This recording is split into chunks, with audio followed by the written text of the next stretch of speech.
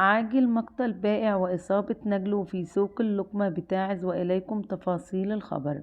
شهدت منطقة الباب الكبير بمدينة تعز وتحديدا في سوق اللقمة واقعة مؤلمة أدت إلى مقتل أحد الباعة وإصابة نجله بطلقات نارية إثر اعتداء مسلح من قبل أحد أبناء الحي. المجني عليه يدعى أحمد إسماعيل، يعمل بائعا لحبوب القمح والذرة. توفي على الفور بعد تعرضه لإطلاق نار مباشر من المدعو زكريا السكران. كما أصيب نجل الضحية بجروح نقل على إثرها إلى المستشفى لتلقي العلاج. وذكرت مصادر أن الجاني، وهو من أبناء الحي نفسه، باشر إطلاق النار تجاه الضحايا لأسباب لا تزال رهن التحقيق، مما تسبب في حالة من الرعب بين المتسوقين والباعة في السوق.